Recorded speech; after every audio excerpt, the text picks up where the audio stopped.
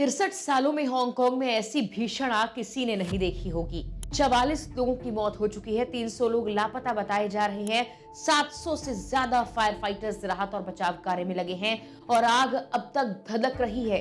31 मंजिला आवासीय टावर्स में कैसे ये भीषण आग फैलती चली गई, फिलहाल हालात क्या है, अधिकारियों ने क्या बताया है, पूरी डिटेल आपको बताएंगे इस वीडियो में। हांगकांग के ताइपो इलाके में स्थित वांग फुक कोट आवासीय कॉम्प्लेक्स में मंगलवार की शाम आग ने पूरे शहर को दहला दिया है।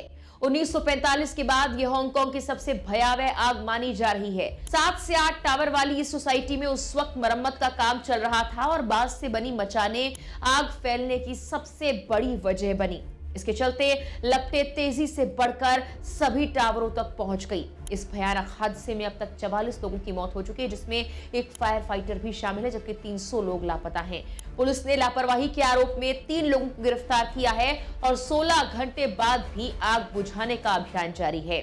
मीडिया रिपोर्ट्स ये कहती है कि वांगफुक कोर्ट में मरम्मत का काम चल रहा था। इमारतों के चारों ओर लगी बांस की मचाने हरी नेटिंग से ढकी थी। मंगलवार दोपहर करीब 3 बजे का वक्त होगा जब शॉर्ट सर्किट या किसी चिंगारी से इस आग की शुरुआत हुई। आग तेजी के साथ इसीलिए फैली क्योंकि इसकी शुरुआत इमारत के चारों ओर लगी बांस की मचान से हुई और वहां से ये स्ट्रक्चर को ढकने वाली हरी नेटिंग तक फैलती चली गई। बांस और हरी नेटिंग दोनों ही आसानी से जलने वाली सामग्री है। जैसे ही इनमें आग लगी, लपटे टावर के बाहरी हिस्से से ऊपर की ओर तेजी के साथ उठने लगी और कई मंजिलों तक पहुंच गई।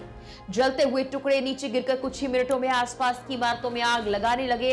हवा और मरम्मत कार्य के कारण बने खुले हिस्सों ने आग को और भी तेजी के साथ फैलने में मदद की। हालांकि सही कारण की जांच अभी जारी है। अधिकारियों का कहना है कि ज्वलनशील मचान, इस्तेमाल हुई सामग्रियां और पास बने ऊंचे टावर, इन सब ने मिलकर आग को काबू से बाहर कर दिया। पुलिस ने बताया कि इमारतों के बाहर लगी जालियां और अन्य सुरक्षा सामग्री आगरोधी नहीं लग रही थी। खिड़कियों और स्टाइरोफोम जैसी ज्वलनशील चीजें भी वहां पर मिली हैं। हांगकांग पुलिस की सीनियर सुपरिटेंडेंट एलिन चुंग ने कहा कि हम ये मान रहे हैं कि कंपनी के जिम्मेदार लोग गंभीर लापरवाही के दोषी हैं। ऐसी लापरवाही के चलते यह हादसा हुआ और आग अनियंत्रित होकर फैली, जिससे इतनी बड़ी संख्या में जानें चली गई। यह आग इतनी तेजी के साथ बढ़ी कि पहले ये लेवल 1 अलार्म पर थी, लेकिन शाम होते होते इसे सर्वाधिक गंभीर लेवल 5 अलार्म घोषित करना पड़ा। आग बुझाने के लिए 700 से ज्यादा अग्निशमन कर्मी, 128 गाड़ियां, 57 एम्बुलेंस मौके पर भेजी गई। स्थिति की गंभीरता को देखते हुए अग्निशमन दल को अंदर प्रवेश करने में भारी मुश्किलों का सामना करना पड़ा। बचाव कर्मियों ने कई लोगों को सुरक्षित निकाला, लेकिन गिरती मचान और गर्मी, इसके अलावा धुआं राहत कार्य में मुश्किल बनते रहे। हांगकांग सरकार की ओर से ये कहा गया है, फायर सर्विस की ओर से भी कहा गया है कि कुछ लोग अभी इमारतों के अंदर फंसे हो सकते हैं, लेकिन आधिकारिक संख्या बताना संभव नहीं। बचाव दल के लिए धुएं, ऊंचाई और संकरी सीढ़ियां सबसे बड़ी चुनौती अब भी बनी हुई है। हांगकांग पुलिस ने इस मामले में तत्परता दिखाते हुए 3 लोगों को अरेस्ट भी कर लिया है। इसमें ठेकेदार, कंपनी के 2 मालिक और एक इंजीनियर शामिल है। इन पर लापरवाही से हत्या का मामला दर्ज कर लिया गया है। शुरुआती जांच से साफ होता है कि इन्हीं की लापरवाही के चलते आग फैलती चली गई और ऐसी सामग्री का इस्तेमाल हुआ जिसने आग तेजी के साथ फैलने में मदद की। इस मामले की गहन जांच के लिए एक स्पेशल जांच टीम भी गठित कर दी गई है। अधिकारियों का कहना है कि आग का इतनी तेजी के साथ फैलना असामान्य था, क्योंकि इमारतों में स्टाइरोफोम जैसी सामग्री पाई गई है। सरकार ने इस घातक आग की वजह जानने के लिए जांच और तेज कर दी है और इसमें आपराधिक जांच भी शामिल होगी। 7 में से 3 इमारतों में लगी आग पर काबू पा लिया गया है। मुख्य कार्यकारी जॉन ली ने इस आग को एक भीषण आपदा बताया।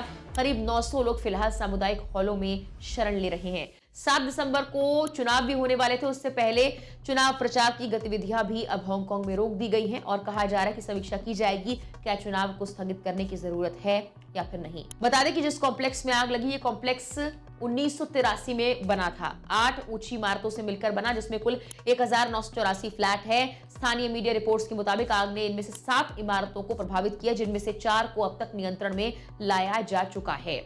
ताइपो हांगकांग का एक उपनगर है जो मुख्य भूमि चीन की सीमा के करीब स्थित है और लगभग 3 लाख की आबादी वाला क्षेत्र है। ये सरकार की सब्सिडी वाली होम ओनरशिप स्कीम का हिस्सा भी है। प्रॉपर्टी रिकॉर्ड ये बताते हैं कि वांगफुक कोर्ट में करीब $42.43 मिलियन की लागत से बड़े पैमाने पर मरम्मत का काम चल रहा था, लेकिन आग ने यहां तबाही मचा दी। फिलहाल के लिए इस वीडियो में इतना ही।